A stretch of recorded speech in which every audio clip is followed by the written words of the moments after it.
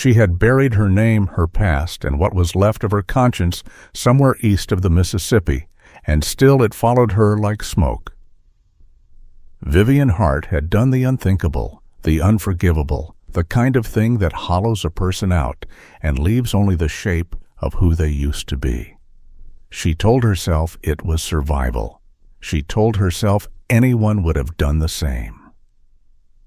But survival has a way of collecting its debts, and on the morning she boarded the last transcontinental train headed west, the bill had finally come due. Then a stranger sat down across from her, and nothing, not the desert wind, nor the mountains, nor the long arm of the law, would ever be the same again. Stay with this story to the very end. The station at Harrow's Crossing smelled of coal smoke and human desperation, a combination that Vivienne had come to associate with every turning point in her life. It was the autumn of 1879, and the eastern cities had grown fat and suspicious, their gas lamps throwing long fingers of amber light across cobblestones that seemed to remember every footfall ever pressed into them. The great iron locomotive sat at the platform like a sleeping beast, its boiler groaning with restless heat, its chimney already breathing thin black ribbons into the pale morning sky. Around it, the station surged and pressed a living tide of emigrants and merchant speculators and drifters, all of them chasing some version of the same dream that the West had been selling for a generation, a dream that cost everything and promised nothing in writing. Vivienne moved through the crowd with the practiced ease of a woman who had learned at great cost that stillness draws more attention than motion. She was dressed well. The dove-gray traveling dress with its velvet trim still spoke of a former life of some comfort, but the hem was road-dusty, and the collar had been turned twice to hide where the fabric had begun to fray.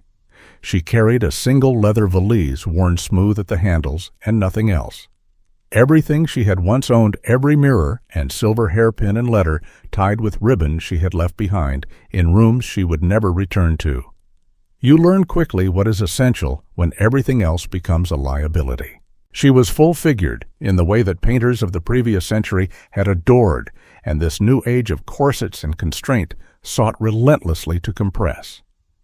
Her dark auburn hair was pinned efficiently beneath a small traveling hat, practical rather than fashionable, and her face was the kind that people remembered, high cheekbones, a mouth that suggested both warmth and resolve. Green eyes that catalogued everything they touched with unsettling precision. She was beautiful in the way that certain landscapes are beautiful striking at first glance, and then quietly dangerous the longer you looked. Her eyes did not rest. That was the first thing anyone who truly paid attention would have noticed. While the other passengers craned their necks toward the locomotive with expressions of excitement or anxiety or simple bovine patience, Vivienne's gaze moved in short, deliberate arcs, sweeping the platform. The ticketing windows, the luggage handlers, the shadows beneath the overhang where idlers congregated. She had developed this habit over the past 14 months, and it had kept her alive. She was not proud of the reasons it had become necessary. The ticket master, a heavy-set man with a walrus mustache and the particular kind of boredom that comes from watching thousands of people begin their lives over, took her fare without looking up. $2.40 for a shared passenger berth to the end of the line. She had exactly $4.11 remaining in the small canvas purse sewn into the lining of her corset, pressed against her ribs like a second heartbeat. She did not count it again. She already knew. The whistle gave a long, mournful cry, and Vivienne moved toward the nearest passenger car with the quiet urgency of a woman who understood that every second spent in the open was a second in which something could go wrong. Something almost always went wrong. She had nearly reached the steps when she felt it, that particular tightening along the back of her neck, the animal alertness that precedes conscious recognition. She had learned not to dismiss it. She paused, as if adjusting the clasp on her valise, and let her eyes move sideways naturally, the way a person looks when they are thinking rather than searching. There were two of them standing near the far pillar of the station overhang. Both men, both wearing the flat, effectless expressions of men who were paid to watch rather than feel. One was broad through the shoulders and wore a brown bowler hat pushed low on his forehead. The other was lean, narrow-faced, and held a folded newspaper that he was very deliberately not reading. They were not looking at her. They were looking at the space she had just vacated, which was, she knew, precisely the same thing. Her heart performed a single, slow, terrible lurch in her chest, and then she was climbing the steps and moving into the passenger car before the fear could root her to the platform. She found her assigned berth, settled herself into the corner seat with her back to the wall and her valise across her knees, and breathed slowly, deliberately through her nose. She watched the window. The two men on the platform had not moved toward the train. They stood and watched the locomotive as the conductors called their final warnings, and when the great wheels began to turn and the platform began to slide backward past the glass, she saw the narrow-faced man produce something from his coat, a small card or a photograph, and they bent their heads together over it. Vivienne did not look away until the station had dissolved entirely into the smoke and distance. The passenger car was crowded, a compressed world of strangers thrown together by circumstance and destination. Across from her sat a German farm family, the mother vast and stoic as a medieval Madonna, two children sleeping against her arms. Despite the noise, the father counting and recounting a small leather wallet with the focused anxiety of a man who knows the margin is thin. Further down the aisle, a pair of land speculators in good suits argued in low-heated voices over a surveying map. A young minister, fresh-faced and earnest, sat with his hands folded over a Bible, his lips moving soundlessly. Several rough-handed men, who were clearly bound for the mining territories, slept with their hats pulled down, already conserving themselves for whatever waited at the end of the line. The landscape outside the windows had begun its transformation, the last ragged outskirts of the eastern cities giving way to the flatter, browner expanses that preceded the true territories. Vivienne watched it go, with a feeling she could not entirely name. It was not relief. Relief was a clean sensation, and what lived in her chest was considerably more complicated than that. She thought against her will about Thomas. She always thought about Thomas when she was afraid, which was not because thinking about him provided any comfort, but because fear and guilt had become so deeply braided together inside her that one reliably summoned the other. Thomas, who had been 23 years old and possessed of the particular radiant faith in human goodness that belongs only to the very young. Thomas, who had trusted her completely because she was his older sister, and trust was simply the water they had both grown up swimming in. Thomas, who had stood in a federal office 14 months ago and watched with bewildered, breaking eyes as she traded his name, his whereabouts, his involvement in a matter that would have cost them both everything for her own freedom. She had told herself he might survive it. She had told herself the charges against him might be reduced. She had told herself a great many things in the weeks that followed, cycling through justifications the way a gambler cycles through excuses, each one holding for a little while before the truth pressed through. Thomas had not survived it. He had died in a holding facility outside of Baltimore, of a fever that the warden's report described as sudden and severe, which was the kind of language that told you nothing and everything simultaneously. He had been 23 years old, and he had trusted her, and she had made her choice, and now the knowing of it lived inside her like a stone that no amount of forward motion could dislodge. This was why she was on this train, not running from the law, though the law had reasons enough to want her. She was running from the version of herself that had made that choice in that office. The cold, calculating creature that had looked at her brother's life and found it lighter on the scale than her own. If she could get far enough west, if she could put enough miles between herself and that woman, perhaps she could become someone else entirely, someone who deserved to go on living. She understood in her more honest moments that this was probably not how redemption worked. The train began to slow around midday, not a stop, but a reduction in speed as the terrain outside grew rougher and the grade increased. The children across from her had woken and were pressing their faces to the window with the uncomplicated wonder of people who had not yet learned to be afraid of beautiful things. The mountains were becoming visible in the far distance, a ragged purple edge along the horizon, and Vivienne found herself staring at them with an almost desperate focus, as though if she looked hard enough at what lay ahead, she could stop herself from looking back. She did not hear him arrive. That was the first thing that genuinely surprised her, because she was a woman who heard everything, who had calibrated her senses over 14 months of sustained vigilance into something approaching the perceptive apparatus of a hunted animal.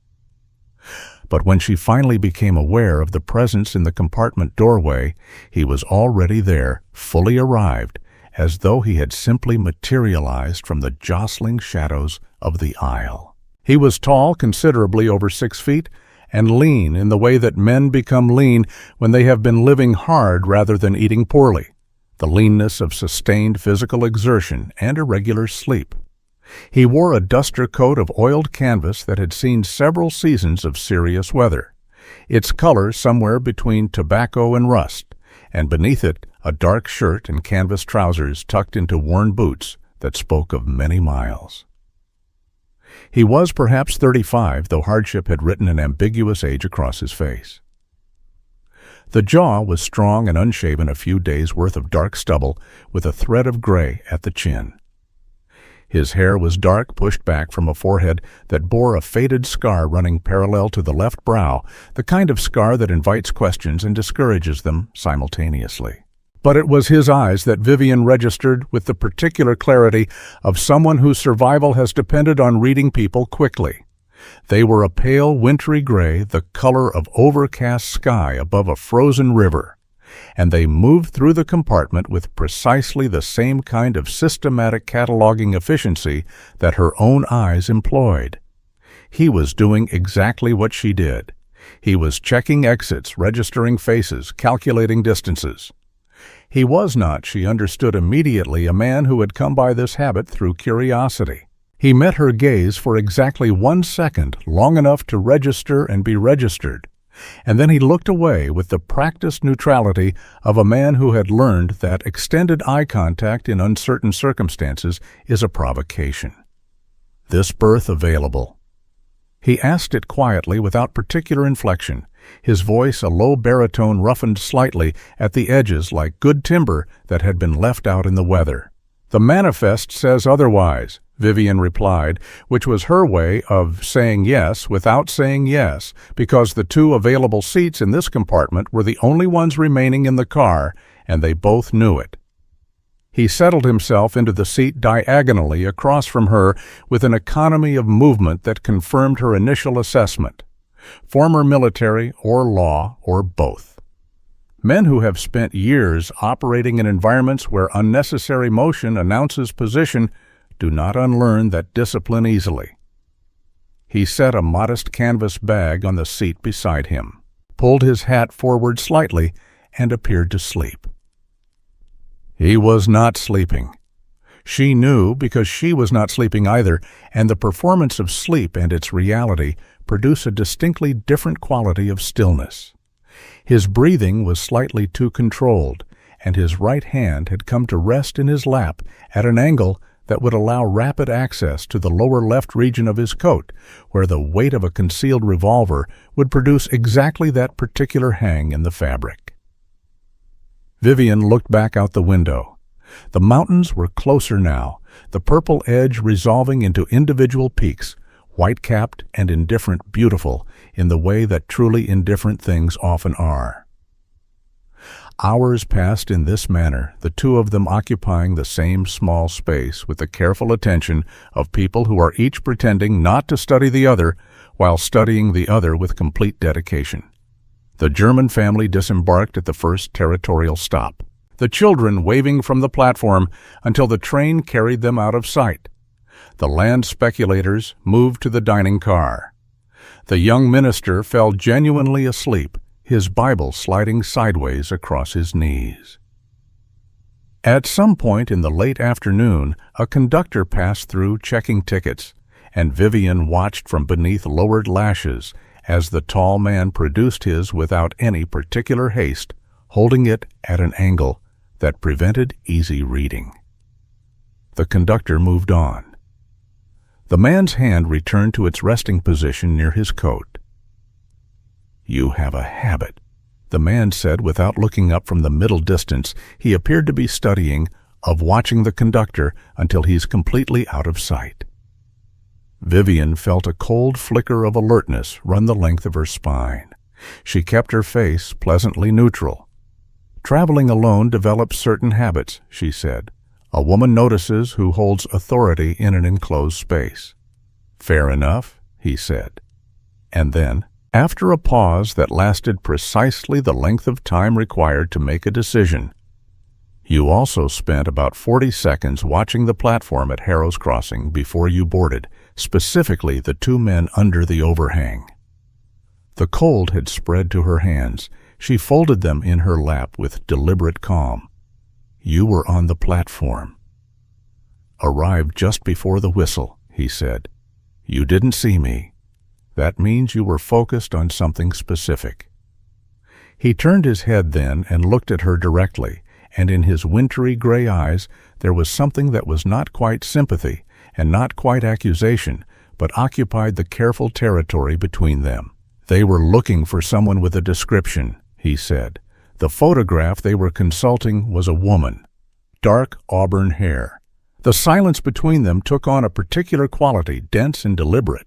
The silence of two people who have arrived simultaneously at the edge of a significant disclosure and are deciding whether to step back or forward. Vivienne looked at him steadily. "Your hand has not moved more than 4 inches from that revolver since you sat down," she said. "And the way you checked the compartment when you first arrived, that is not a civilian habit. But you paid for a shared berth in a crowded car rather than requesting a private one, which suggests you wanted the company of ordinary-looking people, the kind of people that a man being actively sought might want around him." Something moved across his face that might, in different light, have been the barest beginning of a rueful smile. "Declan," he said, which was not a last name, and was offered the way people offer names when they are giving something true but not complete. "Vivienne," she replied in precisely the same spirit. Outside, the last of the flat land was gone. The train had begun its grinding ascent into the mountain approaches, the engine laboring audibly against the grade, and the landscape outside the windows had turned rocky and dramatic and beautiful in a way that had nothing to do with comfort or safety, and everything to do with scale. The peaks pressed close on either side, the gorge walls rising above the track line, and the sky had narrowed to a brilliant ribbon of late afternoon gold overhead. Neither of them said anything more. There was nothing more that needed saying. They had each confirmed, without stating it plainly, what the other already knew. They were both people the law was looking for. They were both on the last train heading somewhere the law might not easily follow. And in the fragile, unspoken arithmetic of two people running from different versions of the same trap, they had arrived, without agreement or affection, at a temporary and entirely practical truce. Vivienne turned back to the window. The mountains rose around them vast and implacable, indifferent to the small lives rattling through their ancient bones on iron rails. She watched a hawk turn lazy circles on a thermal far above the gorge, free in a way that required no companion and no trust and no history, and she felt the familiar stone in her chest. The one that bore Thomas's name settled deeper and heavier than before. Whatever lay at the end of this line, she had not earned it yet. She was not certain she ever would. but the train moved forward because trains do not pause for the internal reckoning of their passengers, and the mountains received them, and the hawk wheeled on alone in the cold and brilliant air, and somewhere behind them, in the smoke and amber of Harrow's Crossing, two men with a photograph bent their heads together over a face they had not managed to stop in time. Not yet. The truce between them held through the night, the way a rope bridge holds over a gorge, functional, necessary, and requiring that neither party look too closely at the individual strands. The passenger car had grown quieter as darkness settled over the mountains, the remaining travelers retreating into sleep or the private company of their own thoughts. A single oil lamp swayed at the far end of the car, throwing a thin amber light that reached no further than it had to. Outside, the mountain walls had swallowed the last of the sky, and the gorge through which the train threaded its way was a darkness so complete it seemed almost solid. Vivienne did not sleep. She had not slept properly in 14 months, not the deep surrendered sleep of a person at peace with their own conscience.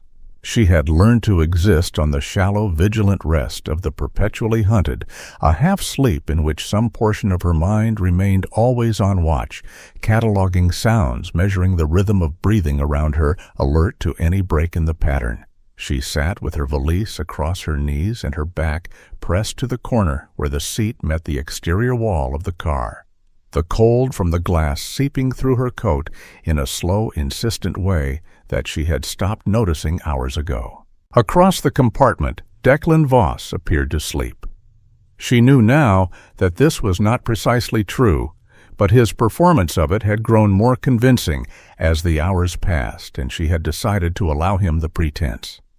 There was a courtesy in it, she thought, the courtesy of two people in a difficult position who have agreed without words to give each other what privacy the circumstances permit.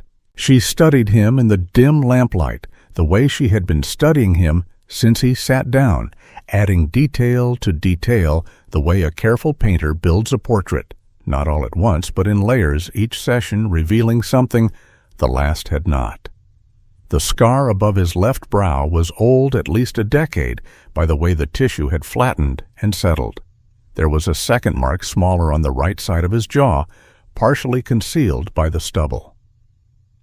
His hands resting open on his knees with the fingers slightly curled were the hands of a man who had done physical work for many years, the knuckles enlarged a callus on the right palm precisely where a revolver grip would sit. But the nails were clean, which told her something about the man beneath the circumstance. Some standards she knew from experience survived everything. They were the last things to go, and their preservation spoke to a kind of internal architecture that difficulty alone could not demolish. She thought about what he had told her on the platform in Harrow's Crossing. Not with words. With positioning, with the angle of his body relative to the station agents, with the specific way he had moved from shadow to cover to the train steps, minimizing his time in open light. She had recognized the grammar of it immediately because she spoke the same language. He had been a lawman. She was as certain of this as she was of anything.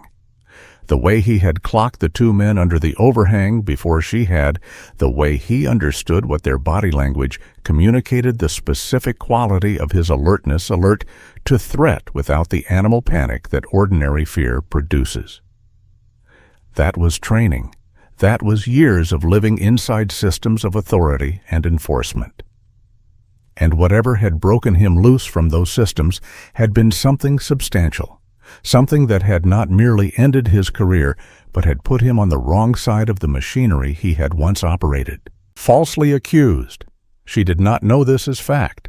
It was an inference constructed from observation and a certain instinct she had developed for reading people that had at critical moments in her life proved both reliable and useless in almost equal measure.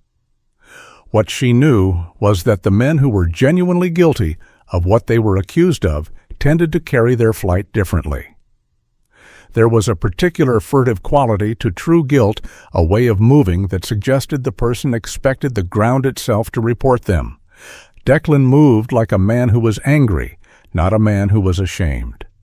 These were different weights to carry, and they produced different gates. She was thinking about the specific and complicated taxonomy of guilt and its absence, when the train lurched. It was not the ordinary lurch of an uneven rail or a grade change. It was a deep grinding convulsion that ran the entire length of the car, a sound of tortured metal from somewhere beneath the floor. And then a second impact, harder than the first, that threw the oil lamp sideways on its hook and sent it swinging in violent arcs, the shadows careening across the walls. A woman at the far end of the car cried out. The sleeping miners came awake with the instant disoriented alarm of men accustomed to sudden danger underground. The train's speed, which had been already reduced by the grade, began to change in a way that was wrong, not the mechanical deceleration of brakes, but the flailing, uncontrolled reduction of something that had lost its coherence. Vivienne grabbed the window frame with both hands as the car tilted a sickening, slow tilt that seemed for one terrible second like it might continue indefinitely, and then shuddered back to something close to level as the wheels found purchase on the rails again. The locomotive's whistle was screaming a sustained, panicked note, entirely unlike its usual measured signals, and through the window she could see in the swaying lamplight that the gorge walls had moved closer on both sides. The train had slowed nearly to a walking pace, and there was a sound now from outside the car, separate from the mechanical chaos that it took her 2 full seconds to identify. Hoofbeats. Declan was already standing. He had come from apparent sleep to full vertical in a single motion, and his revolver was in his hand, not raised, but held low at his side with the practiced ease of long familiarity. His gray eyes were moving over the car with rapid precision, counting passengers, counting exits, counting the windows and their accessibility. In the amber lamplight, with his jaw set and his body carrying its full height, she could see with sudden clarity the man he had been before, whatever catastrophe had stripped him of his position and his name. The authority was still there. It had simply stopped being official. "Get down," he said, and though he said it quietly, it carried with complete effectiveness across the car. Several passengers dropped immediately. Others froze with the particular paralysis of people who cannot yet believe what their senses are telling them. Down and stay away from the windows. What is it? The young minister, whom Vivienne had thought still asleep, was sitting upright, his Bible held flat against his chest, his face white. "Outlaws," Declan said, and the word fell into the car with a kind of finality that silenced everything else. He was right. She could see them through the window now, riders coming alongside the train from both sides of the gorge, their horses keeping pace with the slowing locomotive. She counted 4 on the left side, then 3 more on the right. Their silhouettes ragged and purposeful against the dark rock face. One of the riders ahead had something in his hand, a torch, and by its orange light she could see the locomotive had already been boarded, 2 men on the engine cab, and the terrified engineer visible in the flickering light, his hands raised. The car door at the far end slammed open. The man who came through it was broad and heavy, wearing a canvas duster with a red kerchief tied at his throat, and he held a sawn-off shotgun in both hands with the casual ownership of a man who understood exactly what it could do and had no anxiety about demonstrating it. Behind him came 2 more younger, with the bright, nervous energy of men who have committed to violence, but have not yet fully reckoned with its consequences. "Everyone stays seated and stays quiet," the broad man said. His voice was thick and flat, the voice of someone who had long since stopped finding it necessary to project menace because the physical reality of him communicated it adequately on its own. "Cooperate, and this stays simple. Cause trouble, and this car gets considerably more complicated." Vivienne had pressed herself back into the corner of her seat, her valise still clutched in her lap, and she was doing the thing she always did in moments of acute crisis, the thing that had kept her alive at the cost of everything else she was assessing. Exits. The door at the far end was blocked by the 3 men who had entered. The door at the near end behind her was still closed, 2 windows on each side of the car, single sash, the kind that could be raised from the bottom. The man with the shotgun was approximately 15 feet from her current position. The 2 younger men behind him were fanning out along the aisle, moving from passenger to passenger, with canvas sacks, methodical and practiced. This was not their first train. Declan had sat back down during the 3 seconds it took the door to open, and his revolver had vanished. He was sitting in the posture of an ordinary frightened passenger, slightly hunched, his hands visible on his knees, and if Vivienne had not already catalogued the specific way he held his shoulders when he was thinking rather than afraid, she might have believed it. She watched his eyes, which were not frightened at all, moving over the 3 men with a precision that she recognized as tactical calculation being performed in real time. He caught her watching him, and his eyes moved to the window at her left elbow, then back to her face just once for a fraction of a second. Then they moved away. She understood. The younger of the 2 robbers reached their compartment and thrust the canvas sack toward Vivienne without looking at her directly. Which was interesting, she thought, because it suggested a degree of discomfort with the mechanics of robbery that the broad man with the shotgun clearly did not share. She opened her valise without protest, removed the small purse of traveling money she kept accessible, the $4 that was not the last of her resources, but was indistinguishable from it in the available light, and dropped it into the sack. She added her mother's small silver brooch, the one she had carried for 3 years through every version of her diminishing circumstances, and she felt its loss like a small additional wound and did not let it show on her face. Declan gave up a money clip with what appeared to be genuine philosophical resignation. The robber moved on. From outside the car came the sound of shouting, and then a single gunshot, clear and flat in the mountain air, and then a second. The broad man looked toward the far window without moving his feet to professional's quick assessment, and Vivienne used the 3 seconds of his diverted attention to reach sideways slowly and raise the window latch beside her seat. The sash moved up silently 1 inch, 2 inches, admitting a blade of cold mountain air that was sharp as a decision. The shouting outside intensified, and then the car filled with the sound of boots on the roof, heavy and rapid, moving toward the rear of the train, and the broad man with the shotgun said something to his 2 companions in a low voice, and they moved toward the far door and through it. And the broad man followed last, looking back once over his shoulder at the rows of pale, frozen passengers with an expression that contained something that was not quite threat and not quite apology, but occupied the exact midpoint between them. Then they were gone. The car exhaled collectively. The young minister said something inaudible and dropped his head over his Bible. One of the miners was on his feet immediately, moving toward the far door with a miner's specific and unreasonable courage. And Declan said quietly, but with complete authority, "Sit down," and the miner sat. "They are not finished," Declan said for the car, at large, his voice carrying the flat certainty of someone stating meteorological fact. "They boarded this train to stop it, not to rob it. They will execute the guards when they have finished with the engine. Then they will come back through the cars."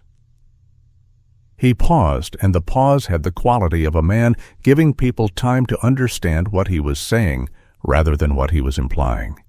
"They will not leave witnesses in the gorge." The word landed in the car like a stone in still water, and the silence that followed it had a different texture than all the silences before. Vivienne was already moving. She pulled the window up to its full height, and the cold rushed in with a violence that made several passengers gasp. Outside, the train had slowed nearly to a stop, and the gorge walls rose on both sides into the darkness.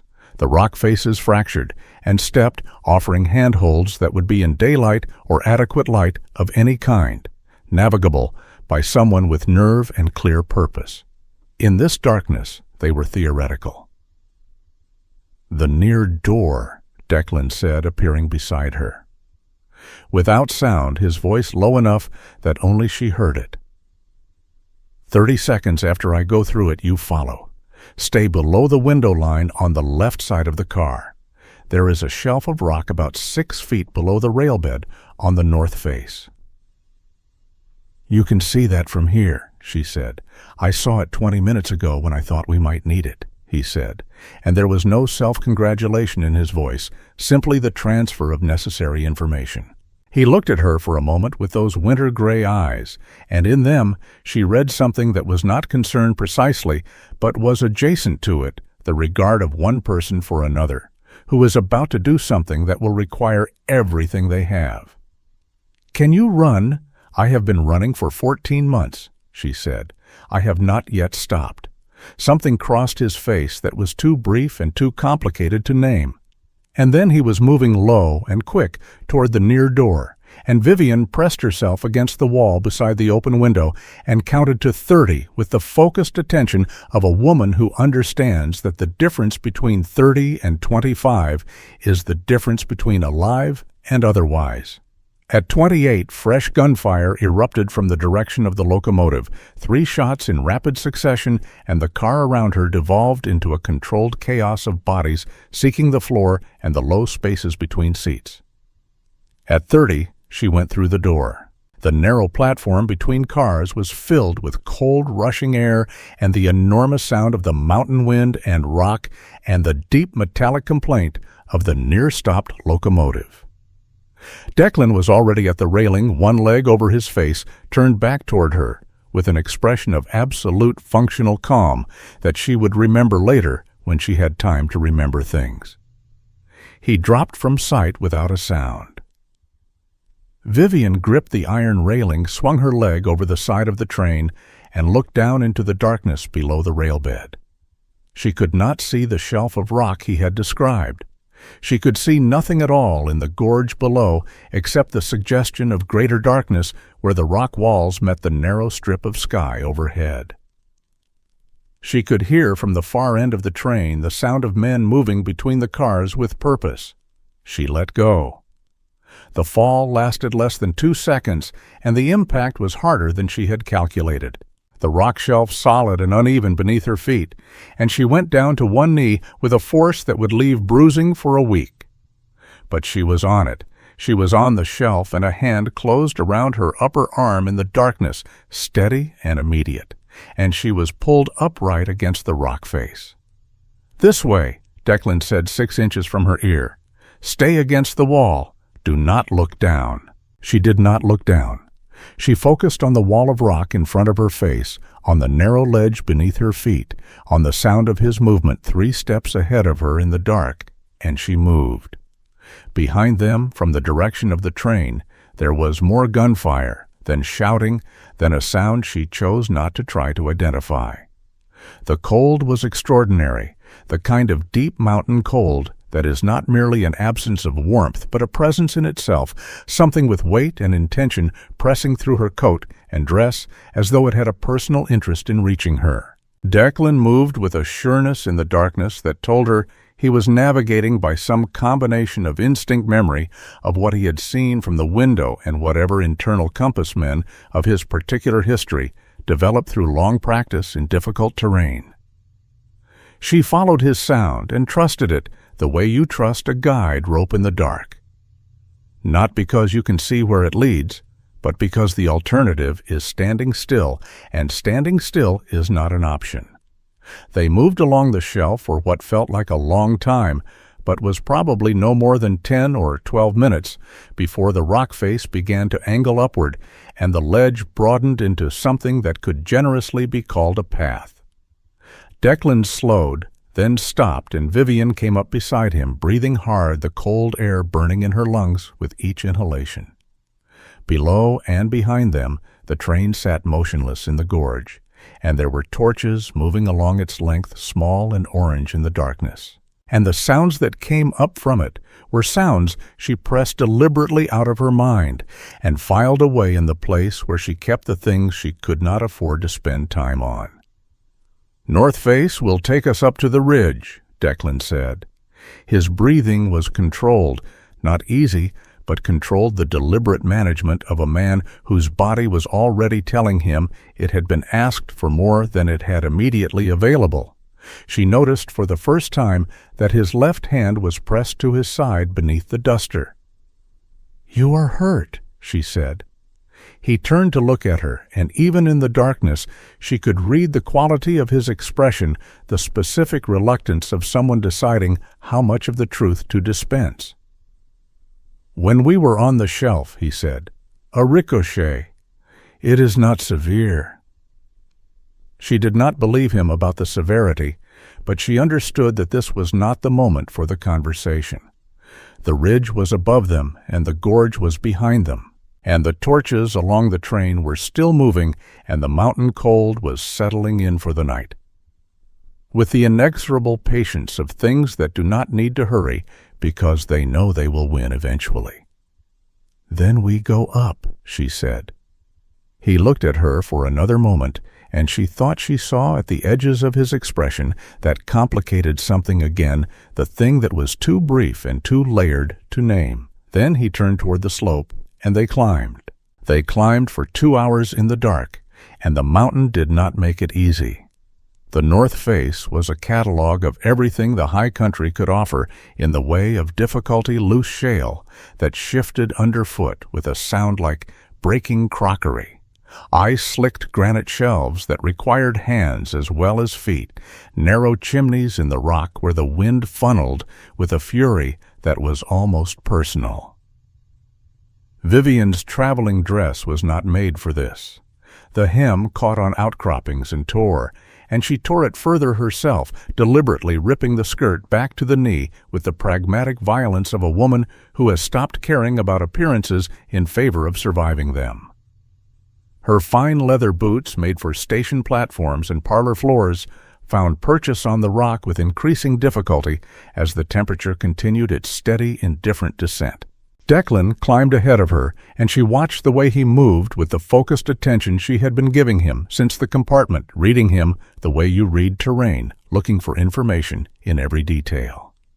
He was strong, genuinely strong, in the functional way of men who have lived physically demanding lives, and his hands on the rock were sure and methodical. But she could see, even in the darkness, even from below and behind, the way he favored his left side. Not dramatically, not the listing of a man badly damaged, but the small, constant compensation of someone managing a real injury.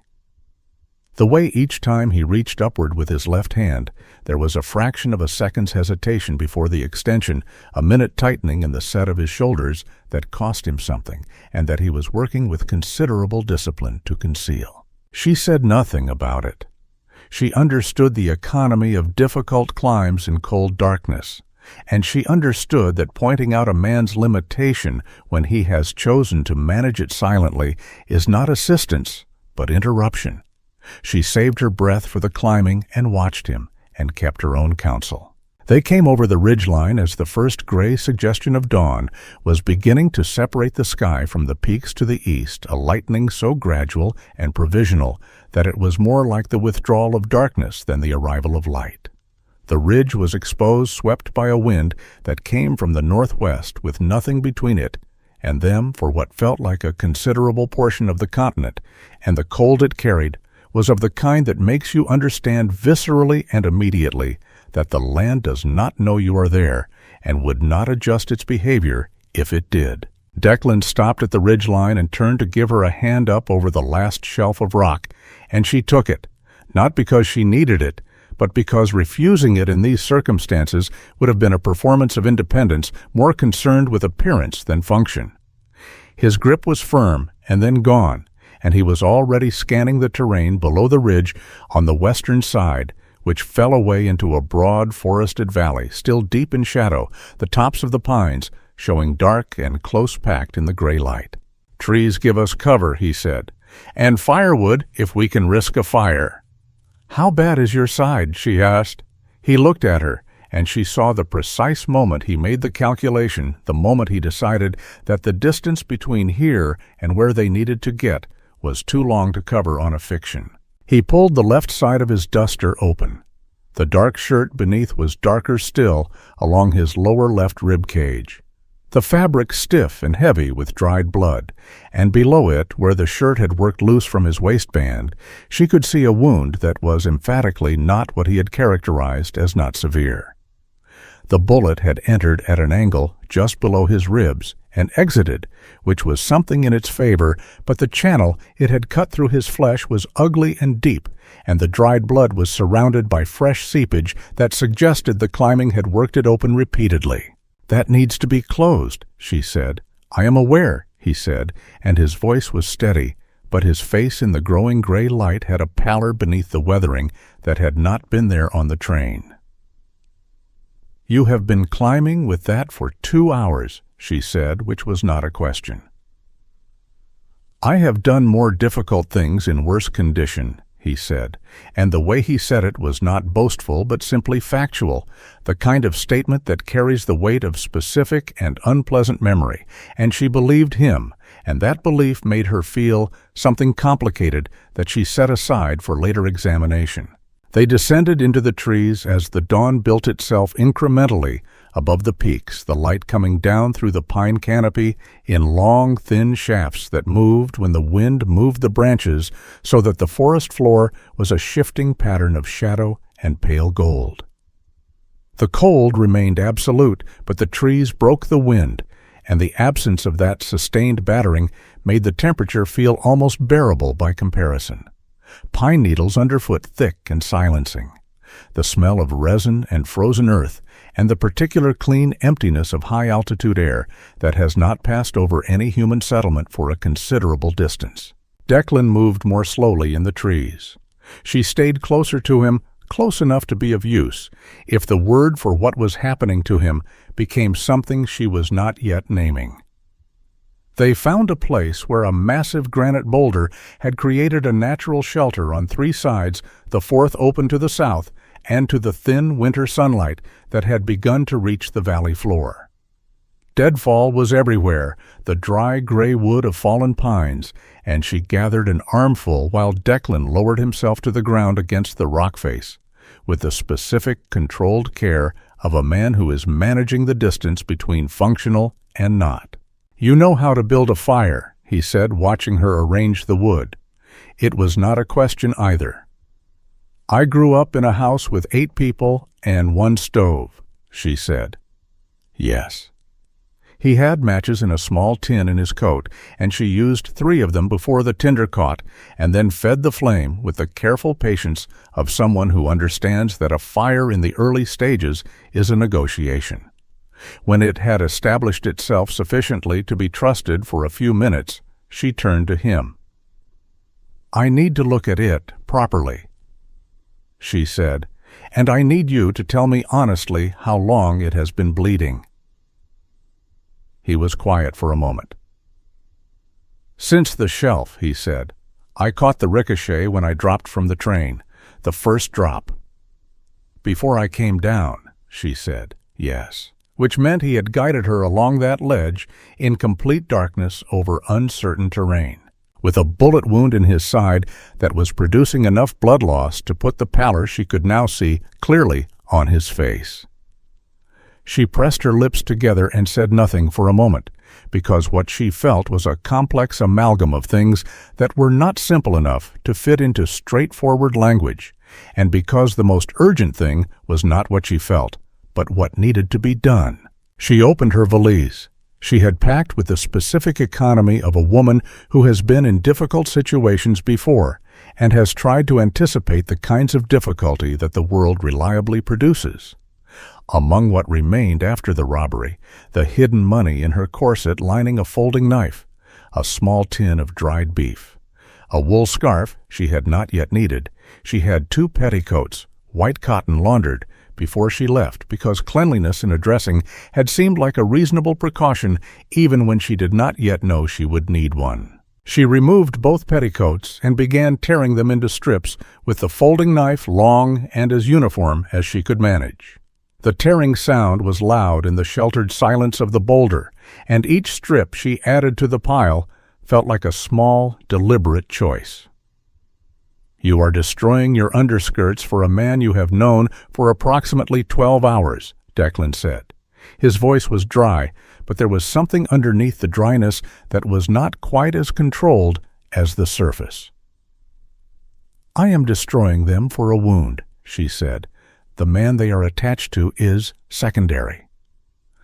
A sound came from him that might, under other circumstances, have been the beginning of a laugh. She moved to kneel beside him, and he turned slightly so she could access his left side, and she worked the shirt loose with the knife and examined the wound in the available light with the same systematic attention she gave everything. It was worse close up. The exit wound was ragged, and the tissue around it was inflamed with the angry red color that precedes the deeper trouble that has a longer name. She had seen enough of human damage in her life to understand what she was looking at, and what it required, and what would happen if it did not receive it. She packed the wound with folded cotton, pressing firmly and maintaining the pressure through the hiss of breath he drew when she did it, and she did not apologize for the pain, because an apology in that moment would have been more about her discomfort than his, and she was trying to operate with honesty rather than comfort.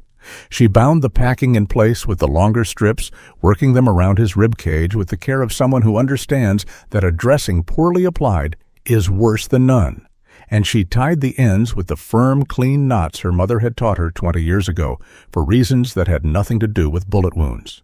When she was finished, she sat back on her heels and looked at him.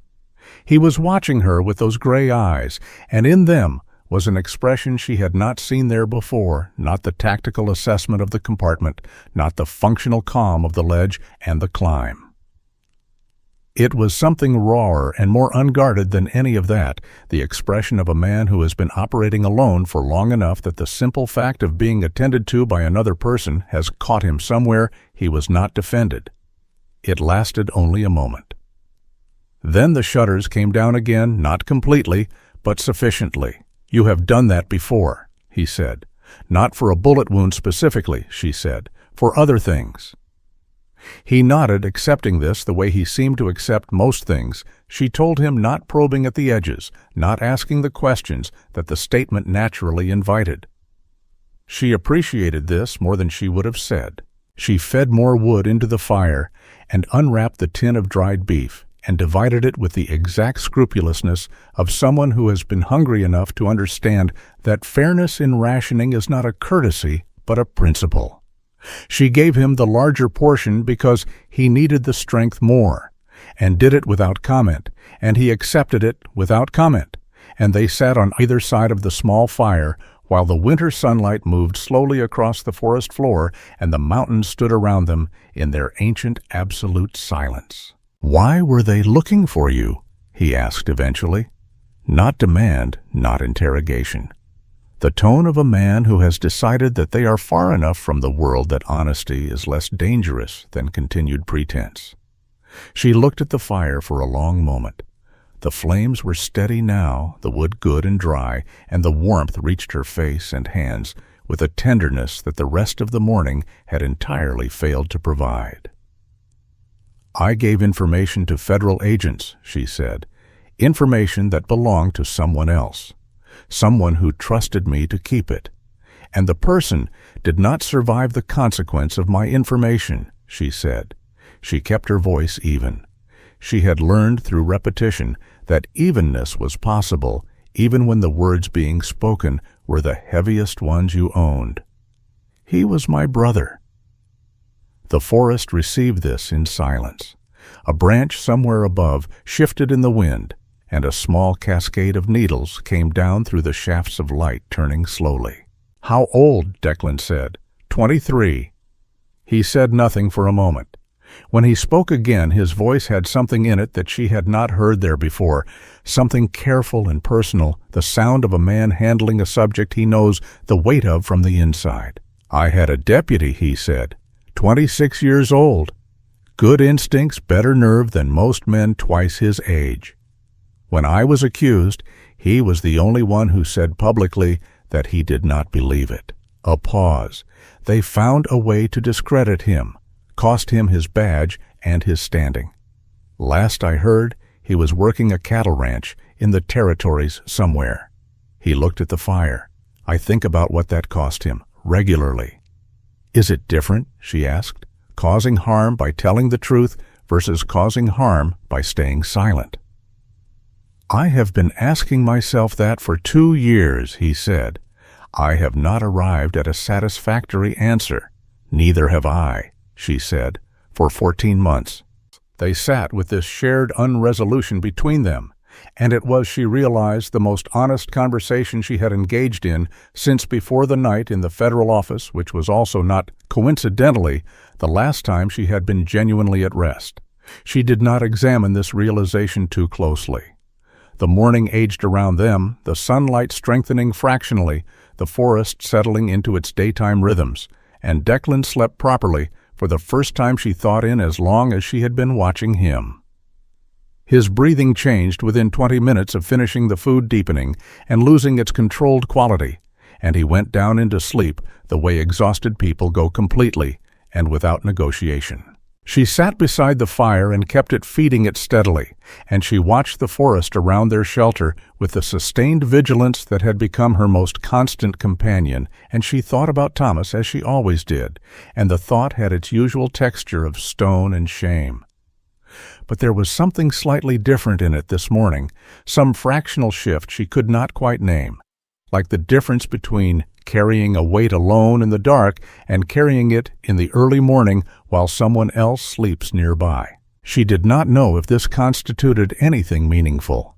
She was suspicious of the relief it suggested because she knew her own tendency to construct mercy for herself from whatever materials the moment offered, but she kept the fire, and Declan slept, and the mountains held their positions around them with the impassive authority of things that have witnessed the full catalogue of human suffering and perseverance and have long since decided that both are equally temporary and equally real.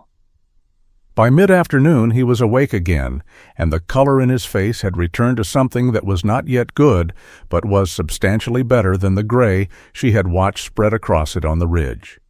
He sat up carefully, tested the binding with his fingertips, and looked at her across the fire with an expression that contained something she understood was not comfortable for him to hold in his face. "Thank you," he said. And the simplicity of it, the absence of qualification or deflection, was more substantial than an elaborate statement would have been. "You caught a bullet coming off that train," she said, "a bullet that was moving in my direction." He looked at her. "I am aware of what the arithmetic is," she said. He was quiet for a moment. "Then it was not a calculation." "I know," she said. And she did know, which was precisely what made it difficult to sit with. Calculations she understood. She had made enough of them herself, including the one that had cost Thomas everything. What Declan Voss had done on that rock shelf was not a calculation. It was something considerably more complicated and considerably harder to receive. She fed the last of the deadfall into the fire and looked up at the tree line, at the peaks above it, at the vast and cloudless sky above the peaks. Somewhere below them and behind them in the gorge where the train sat cold and still on its rails, there were men who knew they had gone over the side. Whether those men believed they had survived the fall and the night and the mountain was a question that determined everything about what came next. "We need to move," she said. "Yes," he said. He rose with her help. Not much help, one hand briefly and firmly on her arm for the first moment of vertical, and then he was standing on his own, and they looked at each other across the small space of their dead fire, and the understanding between them had changed overnight into something with more weight and substance than the provisional truce of the compartment. It was not yet what it would become, but the thread of it was there, running through everything that had passed between them since the ledge. And they both knew it was there, and neither of them said anything about it, which was the right decision for this particular morning in this particular place. They gathered what they had and moved west through the trees deeper into the unnamed country toward the valley floor and whatever came after it. The mountain received them without ceremony. The cold held. The fire they left behind put out its last thin thread of smoke into the winter air and was gone. They walked for 3 days through the high country, moving west and slightly south following the valley floor where the terrain allowed, and climbing when it did not. Declan set the pace, which was slower than either of them would have chosen under other circumstances, and Vivienne matched it without comment. His wound was holding the binding she had applied, doing its work with reasonable faithfulness, but the fever came on the second night, arriving with the specific merciless efficiency of infection that has been waiting for the right moment, and she spent the better part of that night sitting beside a small fire in a rock shelter, feeding him water from a stream they had found, and watching his face cycle through the landscapes of delirium with the vigilant attention of someone who understands that the difference between a fever that breaks and one that does not is often a matter of sustained care in the hours when care is most difficult to provide. He spoke sometimes during the fever fragmented and without context, the broken speech of a mind moving through rooms it did not normally open during daylight. He said a name she did not recognize once, twice, with a quality of grief in it that she did not ask about when he was lucid. He said something about a courthouse and a document and a man named Crail, the word coming out with a bitterness so concentrated it seemed almost physical, the way certain poisons are bitter as a warning built into the substance itself. She catalogued these fragments with the same systematic attention she gave everything not from intrusion, but from the practical understanding that knowing the shape of a person's damage is essential information when you are traveling through difficult country with them. The fever broke before dawn on the third day, leaving him wrung out and hollow-eyed, but coherent, and he looked at her across the fire with the specific, slightly raw expression of a man who is uncertain how much of himself he displayed during the night and is reconstructing his composure around the uncertainty. "How bad was it?" he asked. "You are here," she said. "That is the relevant metric." He accepted this, and she did not elaborate, and they moved on when the light was sufficient. On the afternoon of the third day, the valley widened, the pine forest thinning at its edges, and through the trees ahead of them, Vivienne saw the first evidence of human habitation she had encountered since the train. A smear of smoke against the sky, thin and gray, rising from somewhere below and ahead, with the particular steadiness that suggested a structure rather than a campfire. She stopped and put her hand on Declan's arm, and he stopped and looked, and they stood in the tree line for a full 3 minutes, watching the smoke and the approaches to it before either of them moved. "We need supplies," she said. Her voice was level, but the calculation behind it was not simple. They had been running on the dried beef long exhausted, and the cold and the small lean sustenance of absolute necessity for 3 days, and Declan needed proper food, and if it could be found something to properly clean and close the wound before the infection that the fever had announced made a more emphatic return. "I know," he said. "I also know what is likely to be in a mining town at the base of these ranges." "Wanted posters," she said. "Among other things," he said. He looked at her, and in his face was the particular expression of a man who has run the calculation and arrived at an answer he does not like, but cannot argue with. We do not have a choice about going in. We have a choice about how. They came into the town of Caldwell Forks from the north, which was the direction that offered the most cover and the least traffic, descending from the tree line in the late afternoon when the light was flat and the shadows were long, and the particular quality of exhaustion that a hard-working day produces in men makes them less observant than they are in the morning. The town was exactly what the mountains produced in those years, a cluster of rough timbered buildings strung along a single main street that had begun as a necessity and had not yet decided whether it intended to become anything more. A general store, a smithy, 2 saloons of the kind that advertised their primary purpose without aesthetic apology, a rooming house of uncertain standards, and the various peripheral structures that accumulate around human settlement, the way debris accumulates at a river bend. Vivienne had pinned her hair differently and turned her coat collar up, and she walked beside Declan with the posture of a woman who belongs where she is, which is the most effective disguise available to anyone, because it operates on the observer's own assumptions. Declan had left the duster in the forest too recognizable, too associated with the description that she understood without being told would be on whatever paper bore his face. Without it, he looked different, leaner and younger, and less immediately commanding, which was either an advantage or a disadvantage, depending on the specific nature of the trouble they encountered. The general store was run by a woman of around 50, with the broad, competent hands of someone who has done hard work her entire life, and the sharp, appraising eyes of someone who has seen enough of the world coming through her door to have stopped being surprised by most of it. She looked at them when they came in with the quick, thorough assessment of a woman who reads people the way she reads inventory efficiently and without sentiment. Vivienne purchased dried provisions, a small tin of carbolic clean bandaging cloth, 2 pairs of wool socks, and a man's heavy flannel shirt, with the matter-of-fact economy of a woman who knows exactly what she needs and has no interest in explaining her requirements. She paid from the money in her corset, lining the last meaningful sum she possessed, and accepted the change with a steady hand and a nod of thanks. The storewoman looked at Declan's face a moment longer than was entirely comfortable. "You two coming down from the high country?" she asked. "Passing through," Vivienne said, which was true in every direction you could examine it. The woman nodded slowly, the nod of someone who has decided not to ask the next question. "There is a doctor of sorts in the rooming house," she said. "Drinks more than a doctor ought to, but his hands are still steady enough for most things." She paused. "If a person had a need—" "Thank you," Vivienne said. They did not go to the rooming house. Instead, they used the carbolic and the clean bandaging in an alley behind the smithy where the heat from the forge came through the wall in a steady, welcome emanation, and Vivienne worked with the same focused efficiency she had applied in the forest.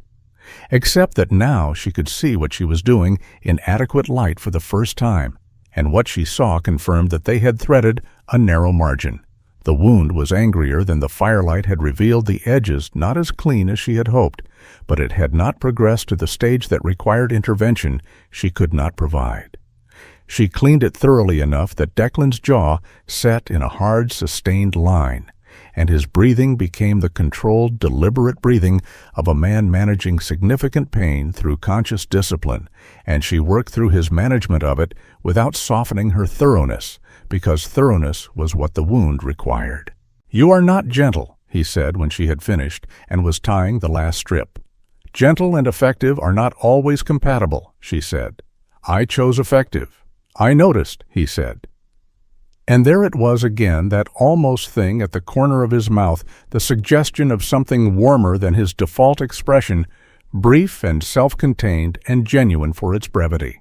It was fully dark by the time they had finished, and the question of what to do with the night was a practical one, with no comfortable answers. The rooming house was a risk. The forest was cold enough to be dangerous without a fire, and a fire in the tree line above a suspicious mining town was its own advertisement. Declan identified a hay barn at the southern edge of town, belonging to what appeared to be a freighting operation, dark and unlocked, and when they slipped inside, warm with the stored heat of the hay and the mild animal presence of 3 draft horses who regarded them with large, incurious eyes and returned to their own business. They settled into the hay in the back corner of the barn, and the warmth was so immediately and completely welcome after 3 days of mountain cold that Vivienne felt it as an almost physical relief, something that moved through her chest like the relaxation of a grip she had been maintaining without realizing it. She was exhausted in a way that went below the physical, the kind of exhaustion that accumulates when the body and the mind have been operating at full extension without relief for a sustained period, and she let it settle over her in the warmth and the dark and the smell of hay and horse and old timber. Declan was quiet for a while. Then he said into the darkness, "Crail." She turned her head. "You heard the name," he said. It was not a question. "During the fever," she said. "Yes."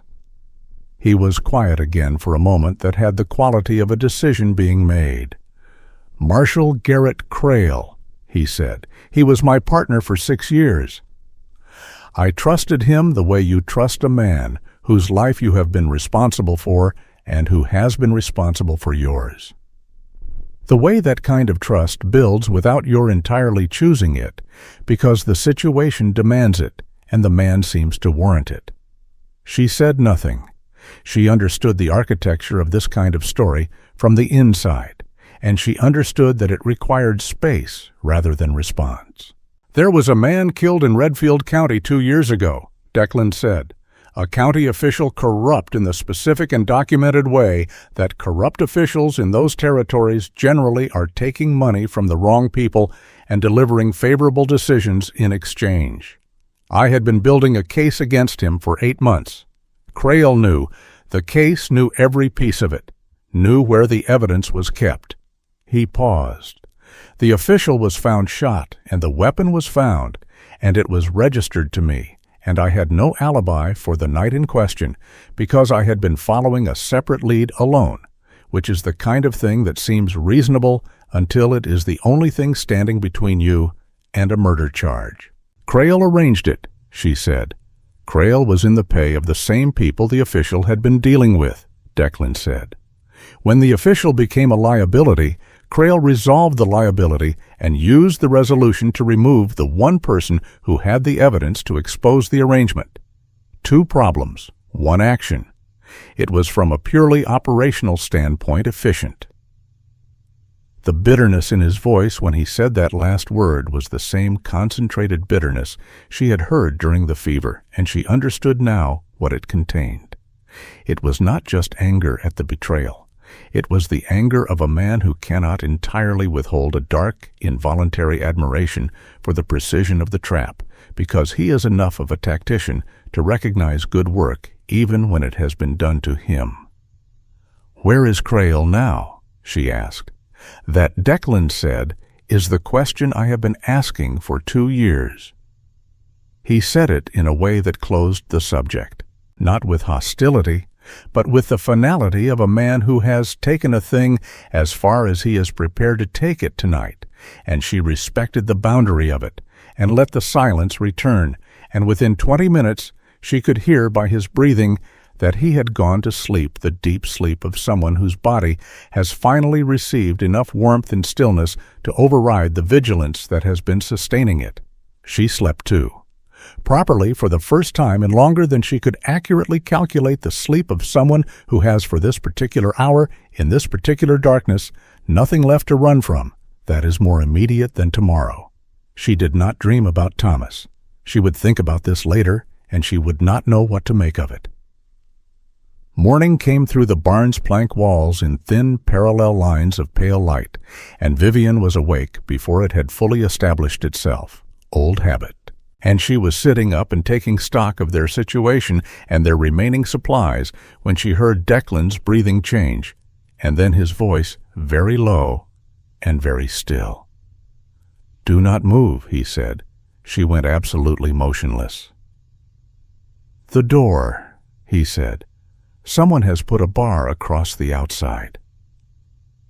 She heard it, then the sound she had not registered in the transition from sleep to waking boots on the ground outside, more than one pair moving with the deliberate quiet of men who are trying not to be heard and are not quite succeeding. The horses had registered it before either of them. She could see by their posture the shift and stamp of animals who have scented something they do not trust. Declan was already on his feet, the revolver in his hand, moving along the back wall of the barn in the thin morning light with the controlled, silent movement of a man who has cleared more than one enclosed space in his career.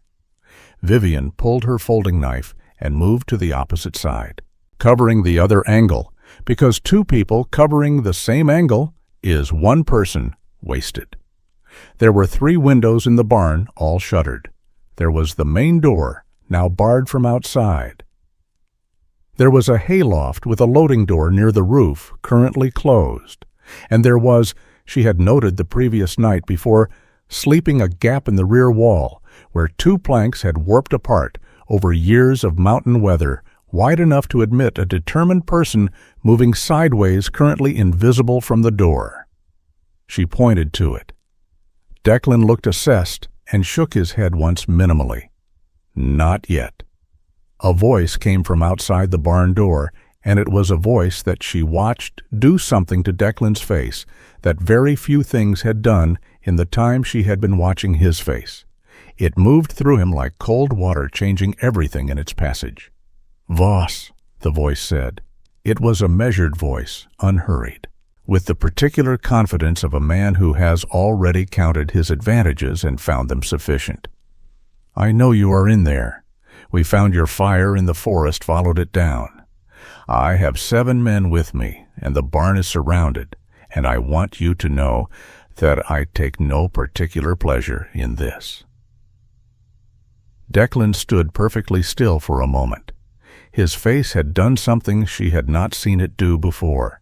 It had gone, not blank, but very far away, the expression of a man looking at the end of something he has been carrying for a long time, and finding it both terrible and in some dark corner of himself almost a relief. "Crail," he said quietly to himself, and to her equally. The voice outside was Garrett Crail. "I also want you to know," Crail continued through the barn door, his tone carrying the reasonable quality of a man discussing a business matter, "that there is a woman with you. We know who she is. We know what she is wanted for." A pause engineered for effect, the pause of a man who has rehearsed this. "I am prepared to make an arrangement. The woman delivers you to us secured and unable to cause difficulty, and I will personally see to it that her federal warrant is destroyed. She walks out of here and onto the next northbound stage. No one pursues. No one follows." The barn was very quiet. Vivienne looked at Declan across the dim, striped light. He was looking back at her, and his gray eyes held something she would spend a long time afterward trying to accurately describe. It was the look of a man who has calculated the available outcomes and found only one that does not require something of him he is not prepared to ask. It was the look of a man making peace. He lowered his revolver. "Vivienne," he said, and his voice was steady and quiet and entirely without performance. "I am done running. I have been done for longer than today." He held the revolver out toward her grip first, and his eyes did not leave hers. "Take it.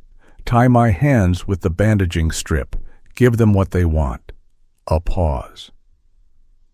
"You owe me nothing. What I did on that ledge was not a debt I placed on you. You have enough weight already." She looked at the revolver in his extended hand. She looked at his face. She looked at the face of a man who was giving her permission to survive at his expense, offering it freely and without resentment, and she understood with a clarity that was almost physical that she had been in this exact position before. She had stood in a different room on a different morning, looking at a different face, and she had made a choice.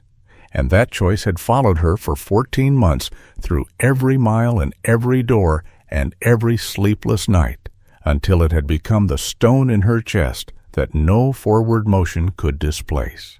She thought about Thomas. She thought about the federal office and the cold, clear moment of calculation in which she had weighed 2 lives and found 1 lighter. She thought about the 10 paces she had walked away from Declan in the freezing dark of the mountain forest, supplies in hand, before the weight of herself had brought her back. She took the revolver from his hand. She turned it away from him. Her eyes moved across the barn, over the shuttered windows, over the hayloft door, over the gap in the rear wall, and stopped on the far corner where 3 months of freighting operation had left a stacked collection of supply crates, and beside them 2 barrels of the kind used to store lamp fuel, their sides bearing the stenciled word that told her exactly what they contained: kerosene. "Get to the gap in the rear wall," she said. "Now, move low, and do not stop until you are in the tree line." His eyes had moved to the barrels. He looked back at her. "Vivienne," he said, "I told you I have been running for 14 months, she said. "I did not tell you I intended to keep running forever."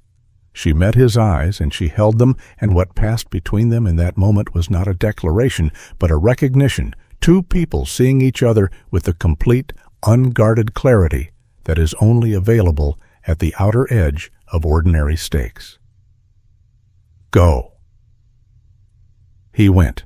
She crossed the barn in 8 steps, put the revolver against the nearer barrel, and thought for one clear, final second about Thomas, about the debt she had been carrying, about what it cost to break a cycle versus what it cost to continue one. Then she fired. The explosion was not the contained dramatic burst of theatrical imagination. It was enormous and immediate and wrong in every direction at once, a concussive wall of heat and force that took the barn door off its hinges and turned the entrance into a blooming curtain of orange and black. She was already moving before the sound had finished, low and fast toward the gap in the rear wall, and she felt the heat on her back like a hand urgent and undeniable, and she hit the gap at speed and came through it sideways into the cold morning air and the screaming chaos of men and horses and a world that had just become completely different from what it had been 6 seconds ago. The tree line was 40 yards. She ran them the way she had been running for 14 months with everything she had, and the smoke came with her thick and black and merciful, and behind her the barn consumed itself with a thoroughness that left very little to examine. Declan's hand found her arm in the trees, and she did not stop, and neither did he, and they ran north into the forest while Caldwell Forks sorted out the catastrophe at its southern edge, and the smoke rose above the tree line in a column that could be seen for miles, and the men who had surrounded the barn counted themselves lucky to be alive, and did not for a considerable time think about the 2 people they had been sent to capture. They ran until the town was swallowed entirely by the forest behind them, and the smoke column was just a smear against the winter sky, distant and diminishing. Then they walked, because running in the high country is a resource you spend carefully, and they had already spent considerably more than they had budgeted for this morning. The trees closed around them with the indifferent generosity of wild places offering cover without commentary. And Vivienne matched Declan's stride through the pine shadow and the frozen ground, and did not speak for a long time because there was nothing that needed to be said more urgently than the simple necessary business of putting distance between themselves and Caldwell Forks. She was aware in the way that the body registers significant things before the mind has finished processing them, that something had shifted in the architecture of who she was. Not dissolved, not repaired, nothing so clean or so complete as either of those words suggested, but shifted the way a long-carried weight shifts when you adjust your grip, still present, still demanding but differently distributed, the pressure falling on parts of you that are stronger than the parts that have been bearing it alone. She had made a choice in that barn. She had stood at the familiar crossroads, and she had chosen differently than she chose in the federal office 14 months ago, and the difference between the 2 choices was the difference between the person she had been and the person she was perhaps in the process of becoming. She did not know yet what that person looked like or what she deserved, but she was alive to find out, and so was the man walking beside her, and she had chosen that freely and without calculation, and the stone in her chest that bore Thomas's name had not dissolved, but it had changed in some quality she could not yet name, something that felt cautiously and without certainty, like the very beginning of the possibility of peace. Declan walked. His side was hurting. She could read it in the set of his jaw and the slight forward lean he maintained to take pressure off the left rib cage. But he walked steadily. And he did not complain, because complaining was not part of the vocabulary of men like him, men who had been built by years of operating in conditions that did not respond to complaint. After an hour he said without looking at her, "You could have gone." "Yes," she said. "Crail would have kept his word," he said. "Likely. It was a clean deal for him. He gets me. He eliminates the only witness who can directly contradict his account, and he rids himself of the complication of a federal fugitive in the bargain. tidy. "I know," she said. He was quiet for a few steps. "So why?" She considered the question with the seriousness it deserved, because it deserved seriousness, because he deserved an answer that was true rather than convenient. And because she had been working toward this answer through 14 months of flight and guilt and the long, grinding education of her own worst choices. "Because I had already done it once," she said, "chosen my survival over someone who trusted me. And I lived with what that cost, and I understood in that barn that I would rather not live at all than carry that weight a second time." She paused. "That is not nobility. I want to be honest about that. It was as much about what I could bear as about what you deserved." He stopped walking. She stopped beside him, and he turned and looked at her with those gray eyes, the Winter River eyes that she had been reading and misreading and slowly learning to read accurately since a compartment on a doomed train, and in them now was something open and undefended.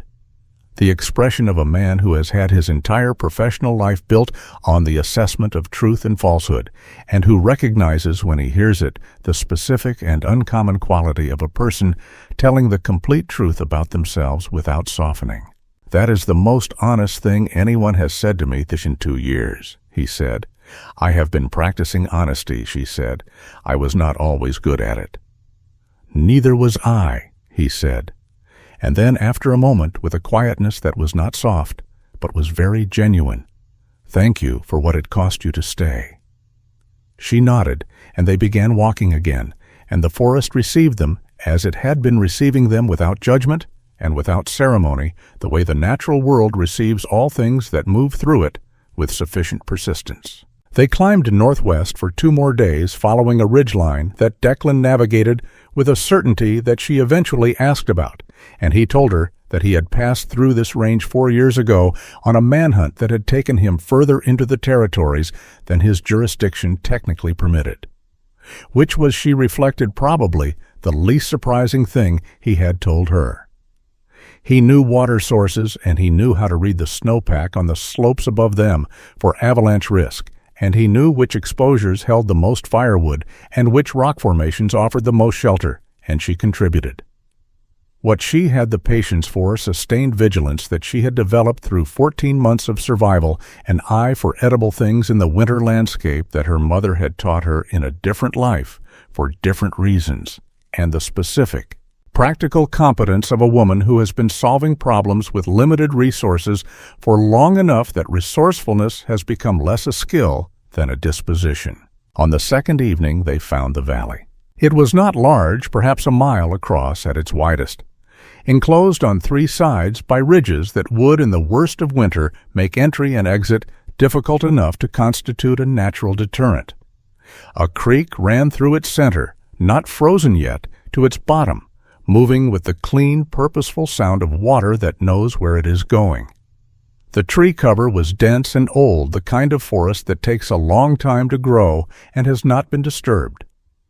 And through the center of it, on a slight rise above the creek, the remains of a structure.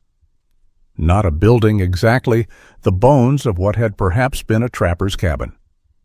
A generation ago, the log walls mostly standing the roof partially collapsed but repairable, the stone chimney intact and sound. They stood at the edge of the trees and looked at it in the late afternoon light, which was the low, golden, slanted light of the high country in winter, the kind of light that makes everything it touches look like it was made to be exactly where it is. "Someone built here on purpose," Vivienne said. "Good water," Declan said. "Natural shelter from the prevailing wind. Southern exposure for the light. Game corridor through the valley. Whoever chose this place knew what they were doing." She looked at the chimney, solid and gray against the darkening sky. She looked at the walls, the gaps between the logs, manageable with labor and material the forest would provide in abundance. She looked at the creek and the tree line and the ridges above, and she felt something she had not felt in so long that she almost did not recognize it. It was not happiness, not yet nothing so fully formed as that. It was the precursor to hope, the moment when a person's imagination, long disciplined against producing pictures of the future, because the future has been too dangerous to picture, begins carefully and with considerable self-protective hesitation to sketch something. "We could make it sound," she said. "Not a declaration. A proposition." Declan looked at it for a moment with the same careful assessment he gave everything. "Before the heaviest snow," he said. 6 weeks, maybe 8. The roof is the critical element. The walls can be chinked with materials we have available. "The chimney draws," she said. "I can tell from the moss pattern on the south face." He looked at her. "You can tell from the moss pattern." "My father built chimneys," she said. "Among other things." She paused. "I am full of useful information."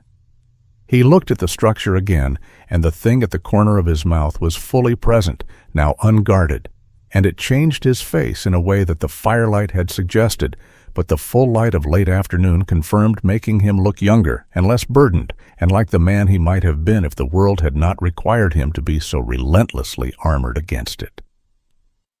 "Then let us see what we can do," he said. They worked. This is perhaps the most accurate and complete way to describe the weeks that followed, and it contains more than it appears to. They worked with the sustained, purposeful industry of two people who have lived for too long in reactive mode and have finally encountered a problem that responds to direct application of effort, which is the most deeply satisfying kind of problem there is. Declan's wound continued its recovery in the way wounds do when the person they belong to gives them adequate food and rest, and stops asking them to perform under difficult conditions slowly and not without complaint, but with steady, measurable progress. His strength returned in increments that she tracked without appearing to, and within 2 weeks he was working the roof alongside her without the careful management that had characterized his movement since the train. The roof was the hardest part, as he had predicted, requiring the felling and trimming of young pines and the cutting of them into manageable lengths and the construction of a ridgeline framework that would bear the weight of the snowpack that the high country would deliver with comprehensive thoroughness in the months ahead. They worked out the problem of it together, debating the engineering with the specific collaborative engagement of two people who have discovered that the other person's mind is a place worth visiting. And what emerged from the debate was a solution that was better than either of them would have reached alone, which was, she thought, a reasonable metaphor for the larger situation and one she kept to herself, because it was too neat to say out loud without embarrassing them both. They chinked the walls with a mixture of clay from the creek bank and dry moss and stripped pine bark, a process that was slow and cold, and resulted in a structure that, when the first serious snow came in late November, held its warmth with a reliability that she found genuinely moving in the way that functional things can be moving when you have needed them badly enough. The chimney drew exactly as she had predicted, and the first fire they lit in it filled the cabin with warmth and the smell of wood smoke and the particular quality of light that a proper hearth produces, not the efficient brightness of a lamp, but something older and more human than that something that turns a shelter into a place. They did not speak directly about what they were building. They spoke about the roof pitch and the water supply and the need for a cache of firewood sufficient to see them through the heaviest months. And in speaking about these things, they spoke about everything in the way that two people with complicated interiors sometimes choose to approach the things that matter most through the practical rather than the declarative, because the practical is honest in a way that declarations are sometimes not. And honesty was the thing they had, both through different routes and at different costs, come to value above all other qualities in a human exchange.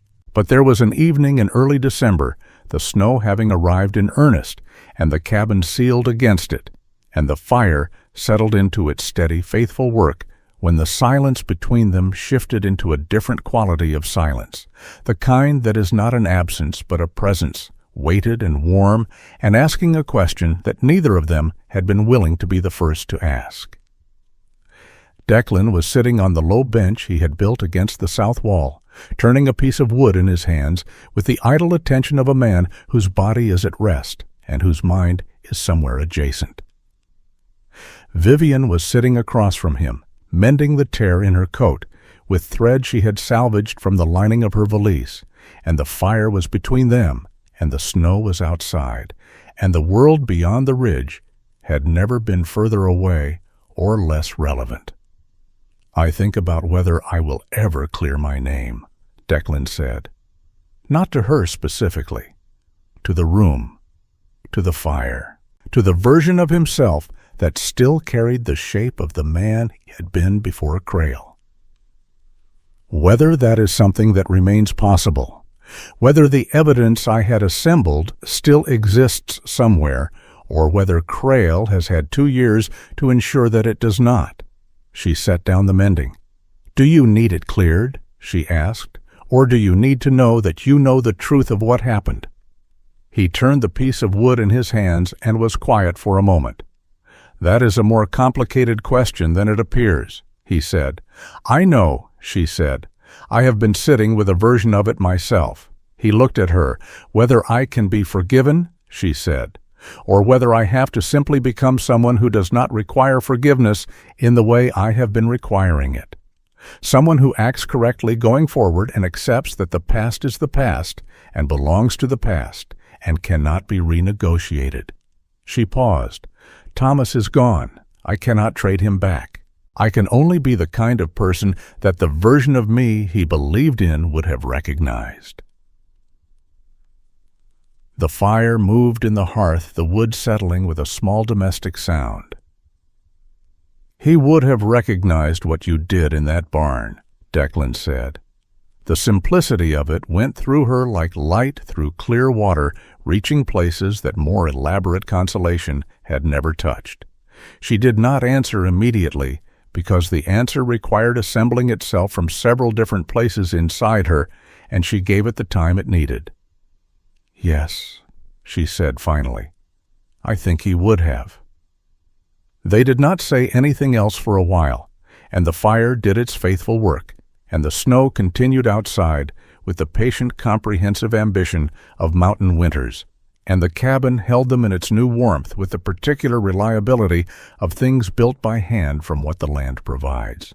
Built not quickly or easily, but with the sustained attention that transforms raw material into something that lasts. Spring came to the valley the way spring comes to the high country. Not as a sudden arrival, but as a slow negotiation. The snow retreating incrementally before the longer days, the creek running full and loud with the melt, the first improbable green appearing at the margins of the forest before the rest of the world has entirely agreed that winter is finished. Vivienne planted a kitchen garden in the south-facing slope above the cabin, working the soil with a persistence that the stony mountain earth rewarded slowly but honestly, and she found in the labor a quality of satisfaction that she had not anticipated, the satisfaction of participating in growth rather than merely surviving it. Declan built things. He had the hands for it. She had known this from the first night on the train, and in the valley he gave those hands the scope they had always needed, a proper storage shed, a smokehouse for the game the valley provided in sufficient abundance. A second bench for the cabin, longer and lower, that she understood without being told was made to her dimensions and not his. He built these things with the careful, unhurried attention of a man who has stopped performing productivity and started simply doing it, and she watched him from the garden or the porch or the fireside, and she saw in his face, in the working stillness of his expression, the gradual unwinding of something that had been wound very tight for a very long time. One morning in late spring, Vivienne came out of the cabin door into the early light, her hands wrapped around the tin cup of coffee that had become the day's first ritual, the steam rising in the cool air, the valley bright and new.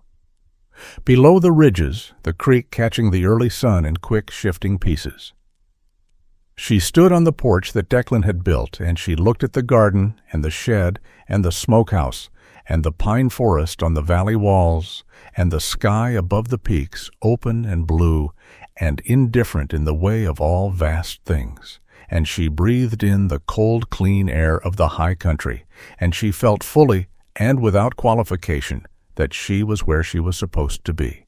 Declan came around the side of the cabin with an armload of fresh split wood, and he looked up and saw her standing there. And he stopped for a moment, the way a person stops when they see something they did not expect to see, something that catches them before their composure can arrange itself around the moment. She was wearing the flannel shirt she had bought in Caldwell Forks over her dress, her dark auburn hair loose in the morning for the first time since he had known her, the sun on her face turning it warm and gold, and she was looking at the valley with an expression he had never seen on her before. Not the vigilant assessment of the train compartment, not the fierce, focused determination of the mountain and the barn, but something that had no tactical content whatsoever, something that was simply and completely present. He set the wood down on the pile and came up onto the porch and stood beside her, and they looked at the valley together. In the early light, the way people look at something they have built together and are still slightly surprised to find standing. "Do you miss it?" she asked. "The work you did? The law?" He considered this with the seriousness she had come to expect from him when the question was serious. "I miss what I believed it was," he said. "What it is, I came to find out differently." He looked at the tree line, at the ridge above it, at the precise shade of blue the sky was this morning above the peaks. "I do not miss what it cost me to find out." She nodded. She understood this distinction from the inside. "Do you miss the East?" he asked. "I miss my brother," she said. "I will always miss my brother. The rest of it, the life I had before, I think I was already losing it before I made the choices that ended it. I think I had been making smaller versions of that same choice for years without knowing it, choosing expedience over integrity in ways small enough to feel harmless, and by the time the large choice came, the pattern was already cut." She paused. "I do not want to make that pattern again." "You will not," he said. "You cannot know that," she said. "I know what I have seen," he said, "on a ledge in the dark and in a barn on fire and every day in this valley. I know the person who made those choices." He turned and looked at her, and his gray eyes were very clear. In the morning light, the winter quality of them warmed to something that was still fundamentally the same, and also fundamentally different, like the same river in a different season. "That is the person standing here." She looked back at him, and the thing that passed between them in that moment had been building since a train compartment in the autumn of 1879, constructing itself from shared silence and shared danger and shared honesty, from petticoats torn into bandages and fires kept through the night, and the specific irreversible act of choosing to stay when leaving was possible. It was not a simple thing. It was built from complicated materials, from guilt and loss, and the long, difficult labor of becoming better than you have been, and it was stronger for the complication, the way structures are stronger when built from what the land actually provides, rather than from what you wish it provided. She reached out and took his hand, and his hand closed around hers with a steadiness that was entirely characteristic, and they stood together on the porch of the cabin they had built at the edge of the known world, while the valley filled with morning and the creek ran on below them, and the mountains stood in their ancient permanence around everything indifferent to the small human story unfolding at their feet, and entirely unable to diminish it. Below in the territories and the cities and the offices of the law, the warrant bearing Vivienne Hart's face gathered dust on a shelf where cold cases go when they have been superseded by newer urgencies. The burned scraps of a canvas duster and a dove-gray dress found in the ruins of a barn in Caldwell Forks were entered into a ledger as confirmation of death, and the file on Declan Voss was closed. Garrett Crail continued his arrangements for another 18 months before a different honest man with better luck than Declan had assembled enough documentation to bring him before a court, and what happened in that court was the kind of slow grinding justice that arrives too late to undo anything, but arrives nonetheless, which is more than many things get. None of this reached the valley. The valley had no name on any map. The people who lived in it had no names in any ledger. They were people of the mountains now, which meant they were people of the seasons and the water, and the long, patient work of maintaining the things you build, and they were people of the fire in the evening, and the particular silence that accumulates in a place where two people have decided, without ceremony or declaration, that this is where they belong, and this is who they are to each other. Summer came, and they worked the garden, and smoked the meat, and learned the valley's rhythms, the way you learn the rhythms of any living thing you have committed to slowly and with attention, and the mountains gave them what they needed, and asked nothing in return except that they pay attention. Autumn came, and the aspens on the eastern ridge turned gold above the pines in the old annual miracle that the high country performs without regard for audience. And Vivienne stood in the garden one October morning and watched the light move across the valley floor and felt the year turning beneath her feet. And she thought about Thomas, as she still did, and would always do, and the thought was what it had been becoming for months now, less stone and more memorial. The ache of genuine loss rather than the suffocating weight of unprocessed guilt. She had carried him differently since the barn. She did not know if she had earned that change, but she understood that Thomas, who had been 23 years old and possessed of a radiant faith in human goodness, would have recognized what she was building here and would have called it right. She was willing finally to accept that recognition as true. Winter came again, and the snow sealed the valley in its clean white silence, and the cabin held its warmth, and the fire did its faithful work. Declan was at the woodpile when the first heavy snow of the season came down, working the axe with the steady, unhurried rhythm of a man who has made peace with the fact that there is always more wood to split and has stopped resenting the endlessness of it. His face in the cold air was the face of a man who is where he has decided to be. The hunted quality that had lived in his eyes from the first moment she saw him had gone, not replaced by anything dramatic or declarative, simply gone, the way tension leaves a thing when the thing finally stops being pulled in opposing directions.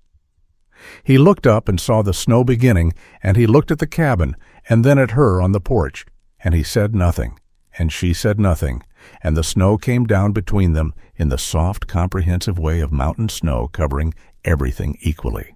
She went inside. He finished splitting the wood and stacked it under the overhang and followed her in, and the door closed against the cold, and the fire was there, and the evening was there, and all the ordinary materials of a life were there, unremarkable and irreplaceable, assembled from what they had survived and who they had chosen to become. Outside, the snow continued its patient, generous work, making the valley clean and new and white in every direction, covering every track and every scar and every evidence of the difficult roads that had led to this particular place, until there was nothing visible in any direction but the mountains and the trees and the open, forgiving sky.